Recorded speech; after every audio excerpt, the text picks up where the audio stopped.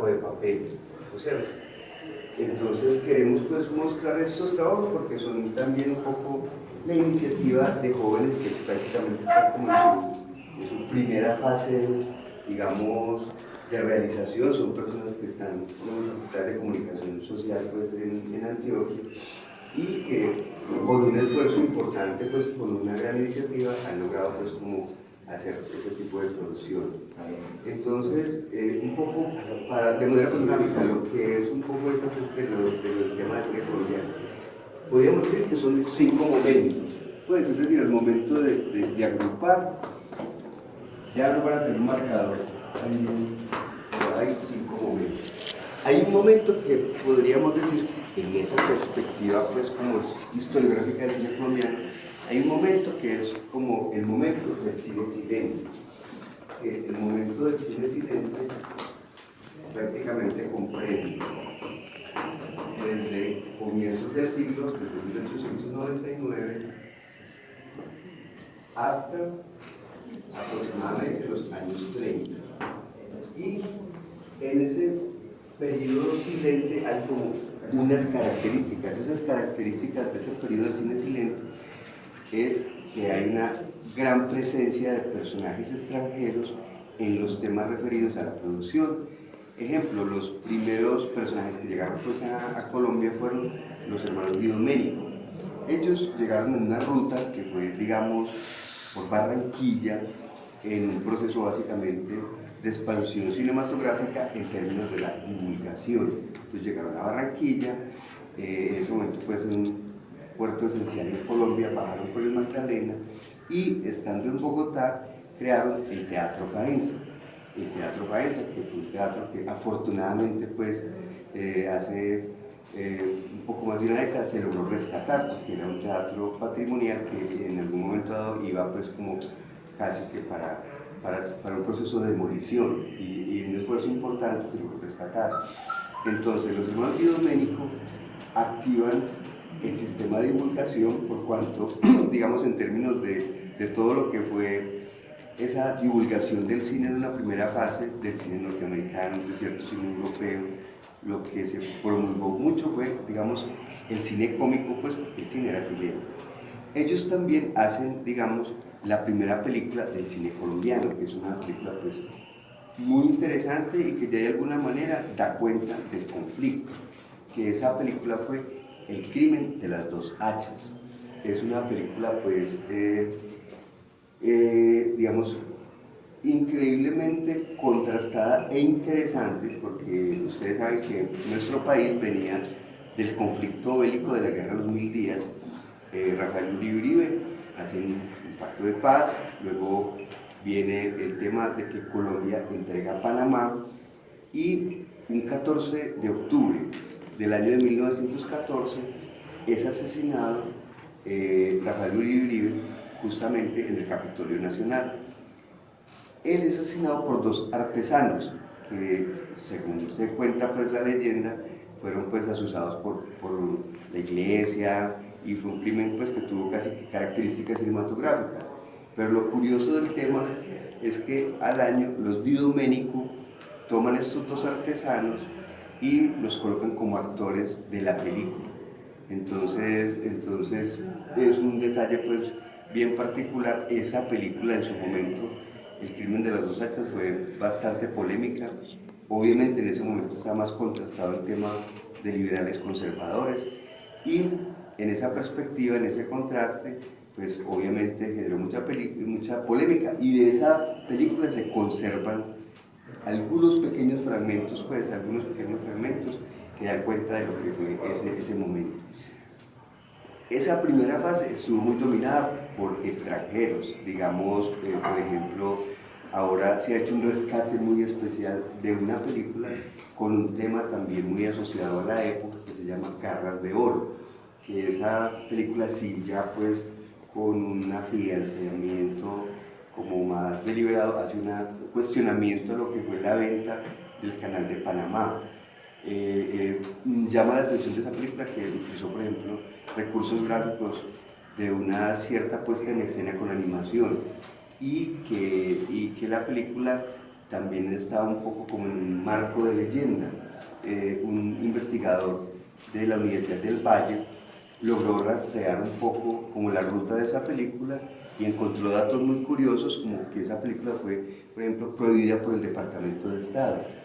Y justamente a raíz del tema del Canal de Panamá, como eso pues abrió como otro tipo de fronteras, de posicionamiento pues de muchos empresarios en Centroamérica y Latinoamérica. Entonces la película fue prohibida por el Departamento de Estado en muchos países, por eso solamente hasta hace escasamente 3 años ha tenido a través de sus programas de patrimonio fílmico una divulgación, digamos, más sistemática. También presencia española en Cali, con la obra pues Máximo Calvo, que fue el que hizo la primera adaptación de La María, que es una película, pues es una novela que ha tenido aproximadamente 5 adaptaciones, como esa primera que hizo el español Máximo Calvo, y de la cual también Luis Ospina hizo una adaptación pues muy particular, un documental que se llama En busca de María, en la que contaba un poco como las técnicas dramatúrgicas pues de la época. Entonces, digamos que En busca de María fue una película en la que mostraban pues como por ejemplo utilizaban hasta cebollas para que la gente estuviera pues en las secuencias dramáticas, tuvieran pues como las escenas pues de lágrimas y tal. Esa película es muy particular, actúa pues Carlos Mayolo, tiene pues una reconstrucción de lo que en ese momento fue, que no había pues una conciencia certera del patrimonio fílmico. También, bien saben pues el cine que se hizo acá en Pereira, Víctor justamente pues hizo una investigación sobre el tema del nido de cóndores, y lo mismo por ejemplo Manizales City, y así pues digamos que ese fue un poco el panorama, con mucha presencia de extranjeros o de iniciativas privadas para la producción del cine. Hay una primera presencia pues más constante de lo nacional por los hermanos Acevedo. Los hermanos Acevedo fueron unos personajes que se dedicaron por más de 2 décadas a todo el tema de la cinematografía. Muy buenos días. Ellos, los hermanos Acevedo, coincidieron con una época, digamos, de gobiernos liberales. Les tocó un poco entre los años 20 y exactamente hasta 1948, hasta los años 20 y exactamente hasta 1948, filmaron como un poco de todo. Filmaron lo que se llamaba, por ejemplo, películas industriales, pero también hicieron, por ejemplo, cubrieron un incidente bélico que hubo entre, digamos, Colombia y Perú. Fueron personas que tenían, digamos, una gran destreza técnica. Pues sus películas, digamos, estéticamente y formalmente, eran pues de un gran nivel. Y a su vez, ellos hicieron como sociedades con otros cineastas colombianos, y particularmente hicieron una película que es muy especial, que se llama Alas de Colombia. Alas de Colombia.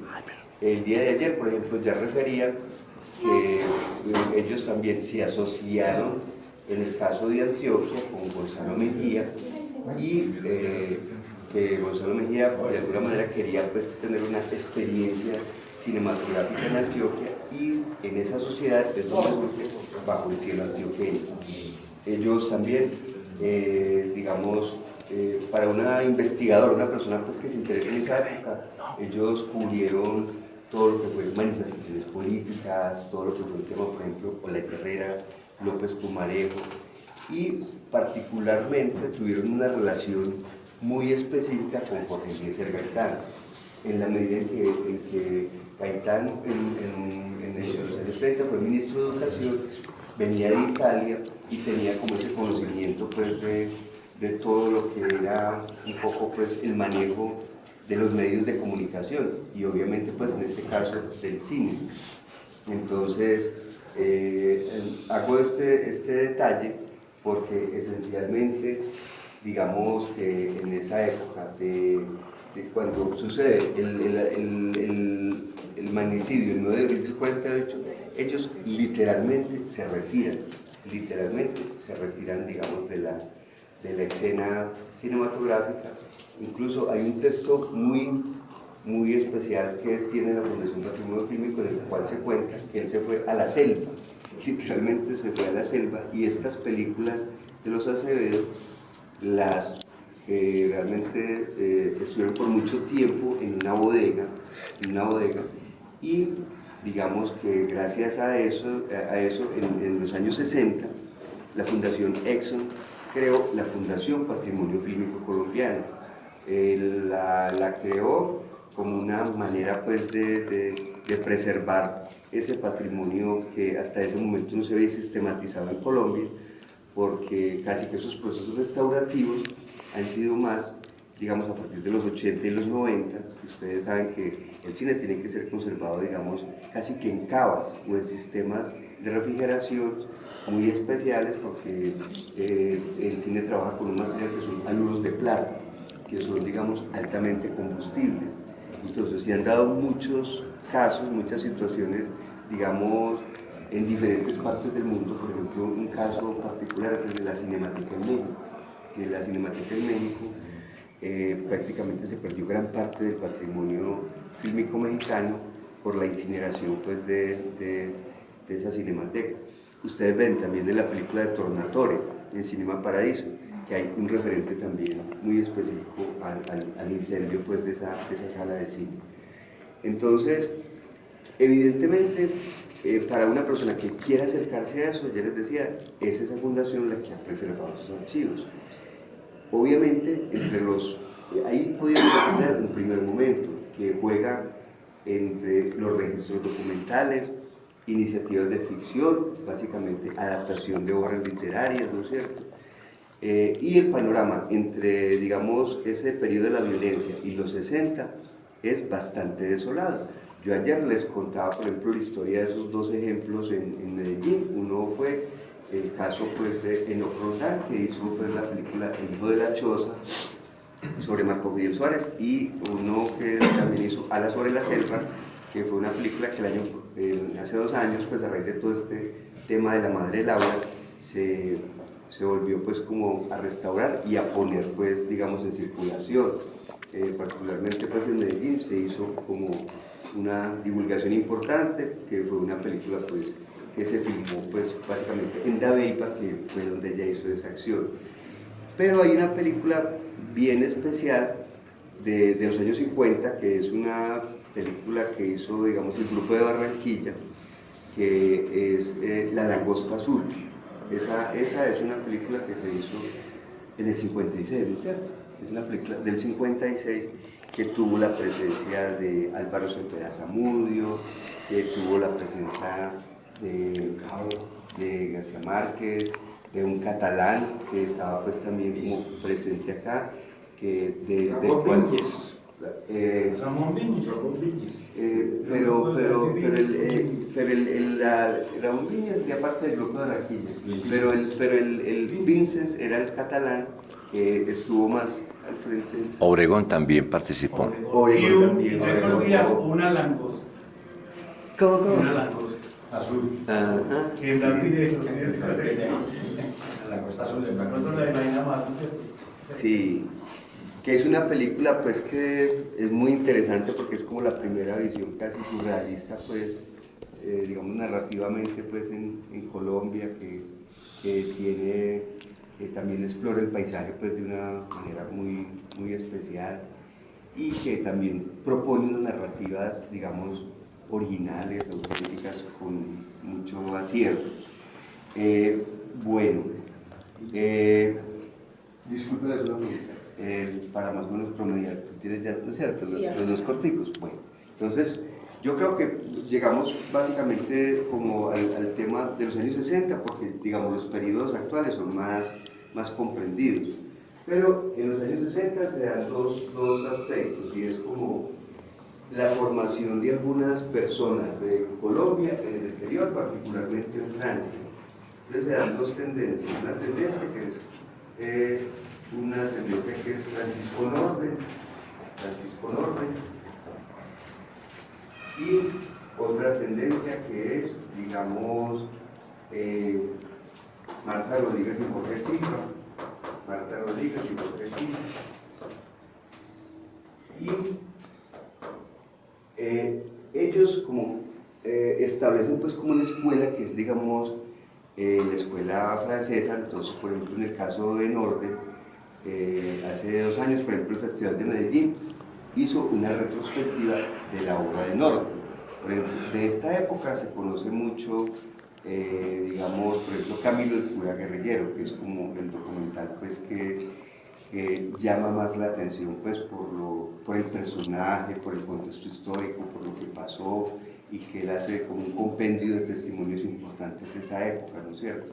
Pero él también hizo una serie de documentales un poco a manera de reconstrucción histórica, con el tema pues, de la Ruta de los Libertadores. Hizo también unos trabajos importantes sobre patrimonio en Cartagena. De otro lado, pues ya Marta Rodríguez, que venía más de una escuela francesa, de la escuela pues, de Jean Rouch, digamos del documental participativo.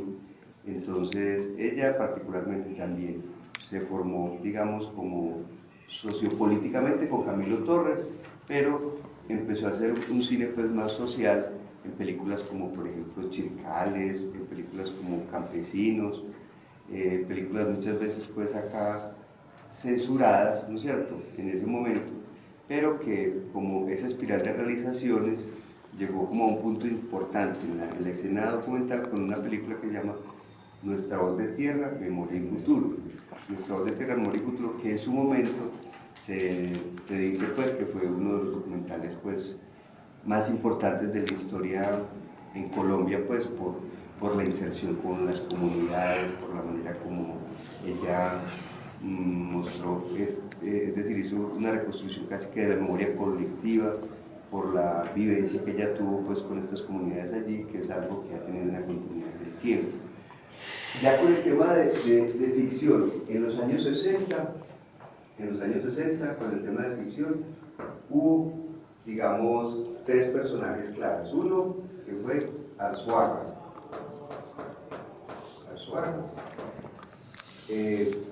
Arzuaga, pues, básicamente, pues, con esta película que es Pasado el Meridiano, que fue una película pues, icónica, y que muchos directores contemporáneos, digamos, Víctor Gaviria, también pues, Sergio Cabrera, recientemente también vi un artículo pues, de Ciro Guerra donde lo referencian a él como el primer, digamos, autor que se ocupa un poco de lo urbano en términos de lo cotidiano. Esta película vi que el primer día de una conferencia como con un título muy interesante, que ya no hay latas en el fondo del río, y justamente esta película sirvió como mucho de inspiración a la manera pues, de hacer cine y de retratar en su momento pues, una ciudad como Bogotá.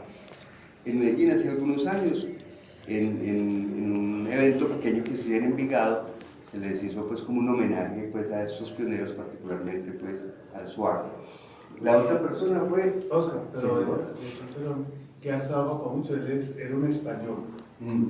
Pues vino aquí ya creadito, grande, entonces fue capaz de tener una mirada muy distinta a los demás pues. Y el otro que le puede hacer juego a él fue Luzardo, ocurrió las tumbas. Sí. Pero no tan profundo pues, ni tan bueno como nuestro amigo Luzardo. Entonces Arzuaga era español. Sí, no sé de dónde. Arzuaga era un español que estaba radicado acá más con el tema de la publicidad, sino que ellos crearon como un grupo independiente y filmaban las películas durante los fines de semana. Él nos contaba pues que los fines de semana se reunían pues de manera muy independiente a hacer ese tipo de películas. Y ya pues Luzardo hizo una película donde ya integró pues otras expresiones, como fue pues el tema, sí, No, un dato, simplemente un dato Sí, señor. que me parece importante recordar, según toda la evaluación que hizo Carlos Álvarez del sobreprecio, Sí. donde identificó 606 fotometrajes entre el año 72 y el año 80, la época del sobreprecio más o menos. Arzuaga fue el que más produjo, con 30 cortometrajes de esa época. Esa época que fue escuela de muchos directores, de Sandro Duque, Arzuaga aquí en parte, y en Colombia y muchos otros, ¿sí? Y él fue el que más produjo en ese periodo. Arzuaga. Me parece que es un dato importante de la época del sobreprecio, que la gente se la subestima, pero fue escuela para muchos en la producción. No, incluso muy bueno que haces esa observación porque, digamos, hace también 2 años el Festival de Cine de Medellín hizo una retrospectiva que parte fue en el Colombo Americano con todo el tema del sobreprecio y entonces en la retrospectiva estuvo Lisandro y pues una escuela clave para mucha gente que se estaba formando en el exterior, como particularmente llama la atención en Europa Oriental, que hubo una generación que se formó mucho en Europa Oriental, como fue por ejemplo Luis Alfredo Sánchez, Jorge Aitana, que estudió en Praga, también Juan Diego Caicedo, ¿cierto? En su momento. Leopoldo Pinzón. Y Marta Rodríguez fue porque ganó un premio en Alemania, en la cosa federal, entonces había que mencionar que ganó la Democrática Alemana. ¿Cómo? República Democrática Alemana.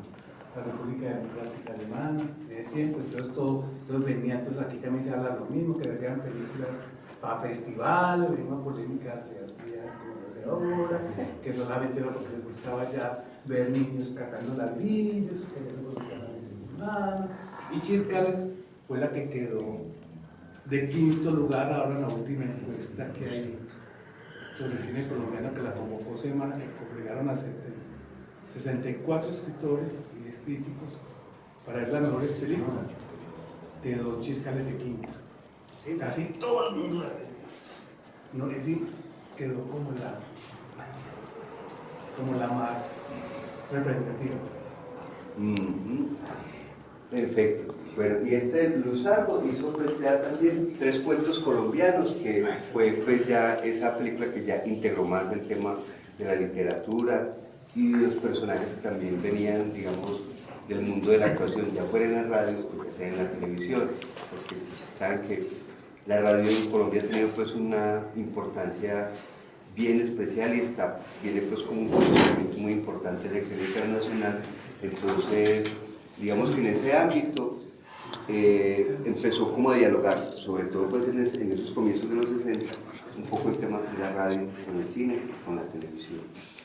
Entonces, bueno, yo creo que yo sí quisiera yo creo que ya los periodos recientes ya han sido pues más tratados por el tema pues de Focine, de la dirección de cinematografía, son temas pues que admiten pues como otra aproximación.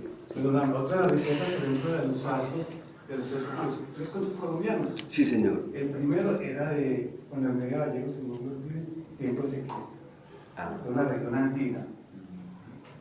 El otro era de la de Pacheco, hacía Sorrero, Bogotá, una ciudad, la ciudad.